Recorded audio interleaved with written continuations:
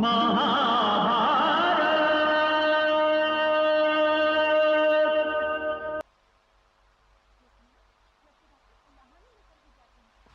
अब कुलगुरु कृपाचार्य समारोह को आरंभ करने के लिए उठे हैं। चंद्रमौली महादेव की जय, हस्तिनापुर की जय, हस्तिनापुर के निवासियों की जय, जय गंगा पुत्र भीष्म की, जय महाराजाधिराज धृतराष्ट्र की, जय आचार्य द्रोण की। इससे पहले कि यह समारोह आरंभ हो, मैं आप सबसे निवेदन करना चाहता हूं कि ये कोई क्रीड़ा स्थान या लीलागृह नहीं है और ना ही आपके मनोरंजन के लिए यहां कोई खेल खेला जाने वाला है। आज हस्तिनापुर अपनी कोटि कोटि आंखों से स्वयं देखेगा कि उसका भविष्य जिन राजकुमारों के हाथों में जाने वाला है वो गुरुकुल से क्या सीख कर आए हैं। इसलिए ये समारोह नहीं, हस्तिनापुर के राजकुमारों के लिए परीक्षा का आंगन है। सबसे पहले मैं ज्येष्ठ राजकुमार युधिष्ठिर को आमंत्रित करता हूं।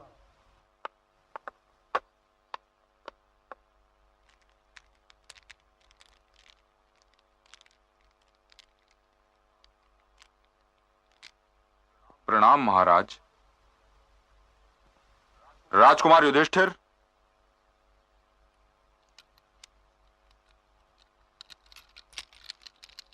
महाराज को अपना परिचय दो। राजकुमार,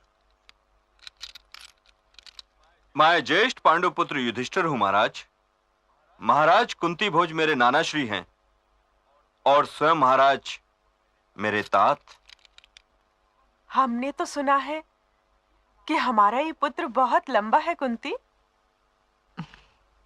हाँ दीदी, आशीर्वाद देने को यदि उसका सर चूमने को जी चाहे तो पंजों के बल उठना पड़ता है।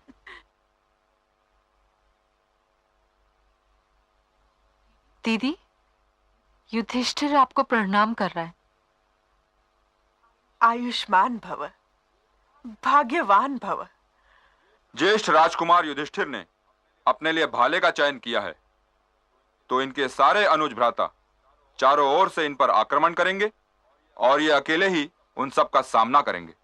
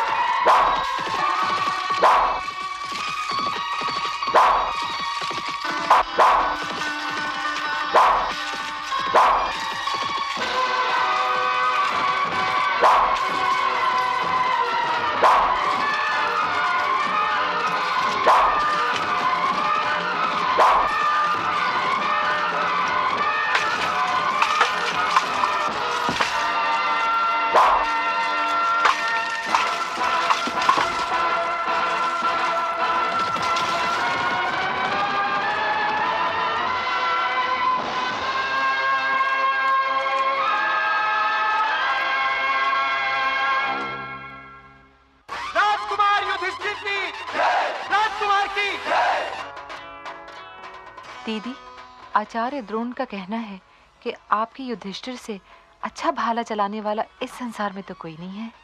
यदि आचार्य द्रोण ऐसा कह रहे हैं तो यही सत्य होगा कुंती। अब कौन आ रहा है? अश्वत्थामा भीम और दुर्योधन को ला रहे हैं। दीदी, ऐसा लगता है ये दोनों जो साथ साथ हाथ लगाएं तो पृथ्वी को उठा लें।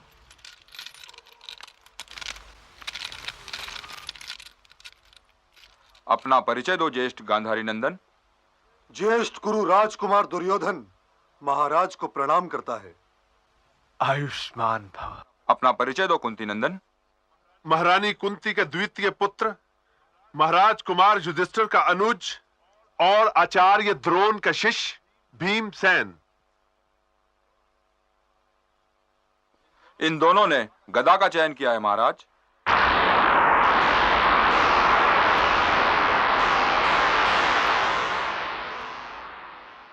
गदा युद्ध आरंभ हो।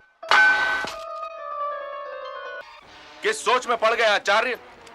क्या आप अपने प्रिय शिष्य को इस योग्य नहीं समझते कि वो मेरा सामना कर सके? ये देखिए, मेरे पास धनुष भी है और तुनीर में वाण भी, और मैं इस भरी रंगभूमि में आपके शिष्य अर्जुन को ललकार रहा हूं। इस प्रतियोगिता के पश्चात स्वयं हस्तिनापुर यह निर्णय लेगा कि सर्वश्रेष्ठ धनुर्धर कौन है। यदि आज्ञा हो तो मैं अपने बाणों से इस अभिमानी के होठों को सी दो गुरुदेव। अर्जुन, क्षमा चाहता हूं कुलगुरु। आगे आओ धनुर्धर। ये कुरुकुल के राजकुमारों की रंगभूमि है धनुर्धर। गुरुकुल के गुरुदेव, रंगभूमि सार्वजनिक है और मैं इस रंगभूमि में सार्वजनिक घोषणा करता हूं कि या तो मुझे सर्वश्रेष्ठ धनुर्धर घोषित किया जाए या फिर कुरुकुल का सर्वश्रेष्ठ धनुर्धर मेरे साथ द्वंद्व युद्ध करके यह सिद्ध करे कि वो सर्वश्रेष्ठ धनुर्धर कहलाने के योग्य है। धनुर्धर, जिस धनुर्धर को तुमने ललकारा है, पहले मैं उससे तुम्हारा परिचय करवा दूं। ये चंद्रवंशी राजकुमार अर्जुन है, जो महाराज पांडु का पुत्र है, महारानी कुंती जिसकी माता है, और आचार्य द्रोण जिसके गुरु। अब तुम बताओ धनुर्धर, तुम्हारा परिचय क्या है?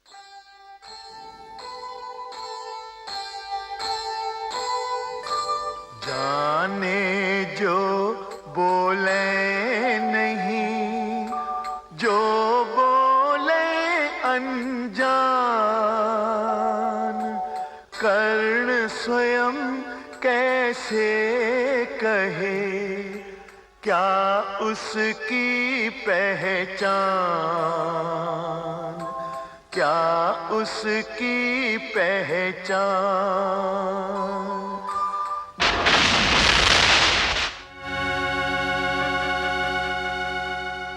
धनुर्धारी, लगता है तुमने मेरा प्रश्न सुना नहीं। मैंने अभी अभी अर्जुन का परिचय देकर तुमसे पूछा था कि तुम्हारा परिचय क्या है, तुम किस वंश के हो? मेरा धनुष मेरा परिचय है और बाण मेरी पहचान है। इतने परिचय से रणभूमि में तो काम चल सकता है धनुर्धर, परंतु रंगभूमि में नहीं। यदि तुम क्षत्रिय राजकुमार नहीं हो तो इस रंगभूमि में अर्जुन को नहीं ललकार सकते। इसलिए या तो अपना परिचय दो या फिर शांत हो जाओ। ये आप क्या कह रहे हैं कुलगुरु? सूर्य स्वयं अपनी पहचान है, चंद्रमा स्वयं अपना परिचय है। क्या कोई हिरनी सिंह को जन्म दे सकती है? यह निसंदेह क्षत्रिय है और इसे किसी वीर माता ने ही जन्म दिया है। ये मैंने कब कहा कि ये क्षत्रिय नहीं है? लेकिन नियम फिर भी नियम होते हैं। द्वंद्व युद्ध के लिए किसी राजकुमार को राजकुमार या फिर राजा ही ललकार सकता है। और कोई अपने माता पिता का परिचय देने से घबराए ही क्यों?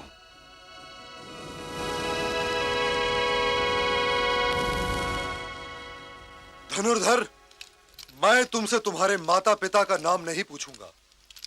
मैं तुमसे यह भी नहीं पूछूंगा कि तुम किसके वंशज हो। मेरे लिए तुम्हारा इतना परिचय ही बहुत है कि तुम केवल वीर ही नहीं, महावीर हो, और तुम्हें किसी और परिचय की आवश्यकता भी नहीं है। परंतु यदि कुल गुरु ये कह रहे हैं कि नियम के अनुसार अर्जुन को ललकारने का अधिकार तुम्हें तभी प्राप्त हो सकता है जब तुम ये सिद्ध कर दो कि तुम राजा हो या राजकुमार, तो यही सही। मैं तो कभी सोच भी नहीं सकता था कुलगुरु कि कभी वो दिन भी आ सकता है जब हस्तिनापुर अपने आंगन में खड़े हुए किसी महावीर के लिए आंखें बिछाने की जगह उसका अपमान करेगा। परंतु आज का दिन वही दिन है और मैं ये कभी सहन नहीं कर सकता। मैं नहीं जानता कुलगुरु कि ये धनुर्धर कौन है, पर मैं इतना अवश्य जानता हूं कि ये वीर पुत्र है। और आप सबके संतोष के लिए आज मैं अपने उन अधिकारों का प्रयोग करूंगा जो मुझे मेरे पूज्य पिताश्री से मिले हुए हैं और पितामह जिनके साक्षी हैं। तुम्हारा नाम क्या है धनुर्धर? मेरा नाम कर्ण है। अंग देश का राज्य मेरे अधिकार में है कुलगुरु, और मैं आज अपने मित्र कर्ण को अंग देश का राजा बनाता हूं। अंगराज कर्ण की जय।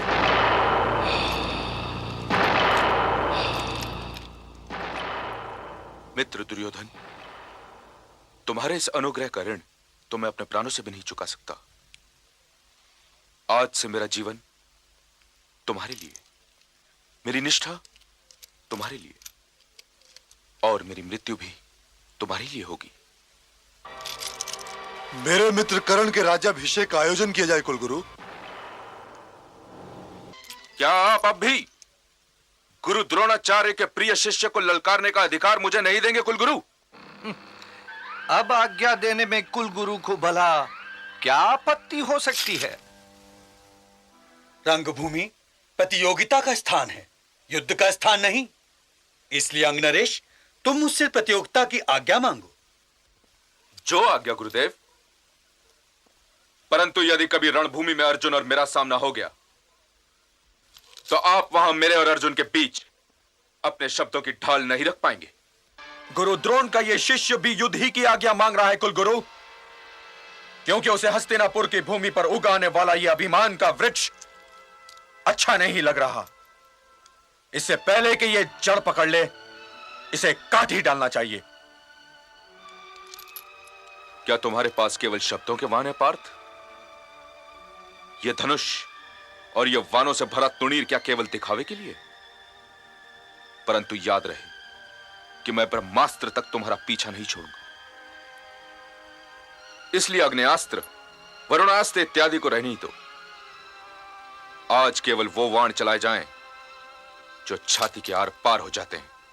दान में पाया हुआ राज्य किसी को क्षत्रिय नहीं बना सकता है। अंगराज कर्ण मनुष्य को क्षत्रिय बनाती है उसकी घाव खाने योग्य छाती और उसकी वाण चलाने योग्य भुजाएं। भ्राता दुर्योधन को प्रणाम करो और अंग देश चले जाओ, और यदि अंग भूमि अपना यह अपमान सहन कर ले तो राज करो। जाओ। तुम मेरे मित्र का अपमान नहीं कर सकते अर्जुन। जो सत्य से अपमानित हो उसका मान ही क्या? सत्य तो अब मेरे वाण बोलने जा रहा है भीम। अर्जुन सावधान। बेटा। बाबा,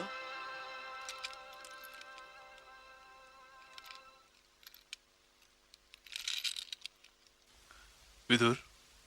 जी महाराज। ये क्या हो रहा है? चरण स्पर्श हो रहा है महाराज। अंगराज कर्ण अधिरथ के चरण छूकर उनसे आशीर्वाद ले रहे हैं। अधिरथ के चरण क्यों? मेरी तो समझ में नहीं आ रहा कि मैं क्या कहूं। ये सूचना मिलते ही कि महाराज कुमार दुर्योधन ने मेरे पुत्र को अंगदेश का राजा बना दिया और उसका राज्याभिषेक हो रहा है, मैं दौड़ा दौड़ा आया। तेरी मां तो मुझे पुकारती ही रह गई। तू तो सचमुच ये मुकुट पहनकर क्षत्रिय दिखाई देने लगा है पुत्र। ये सूत पुत्र है, इसके हाथ में कशा दो दुर्योधन और इससे अपना रथ रखवाओ। आ जाओ अर्जुन, ये तुम्हारे हाथों आने वाली मृत्यु के योग्य नहीं। ऋषियों के गोत्र और नदियों के स्रोत को कौन देखता है भीम? और यह भी मत भूलो कि तुम सबके जन्म के विषय में भी अटपटे प्रश्न किए जा सकते हैं। मैं तो सूत पुत्र नहीं हूं। कर्ण ने तो केवल अर्जुन को ललकारा था। मैं तुम पांचों भाइयों को ललकारता हूं। आओ और अपना सिंहत्व सिद्ध करो। सूर्यास्त के पश्चात युद्ध सत्य धर्म के विरुद्ध है। समारोह का समापन हो।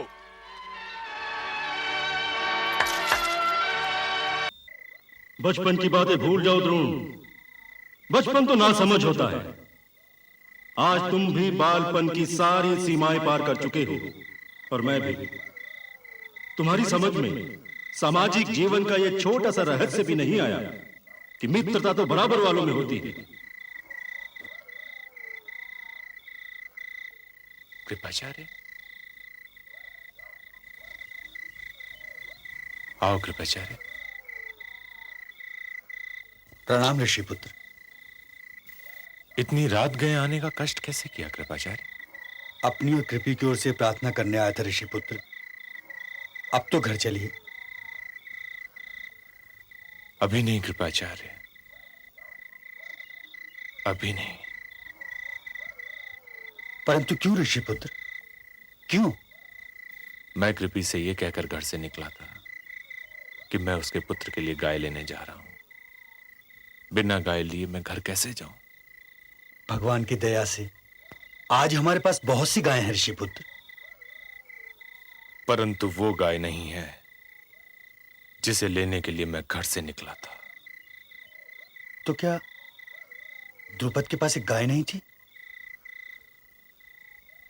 उसके पास गाय भी थी और अपमान भी।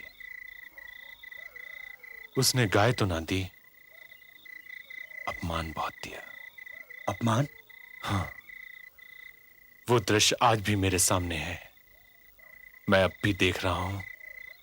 द्रुपद मेरी ओर ऐसे देख रहा था जैसे वर्ण छाती के आर पार हो जाता है।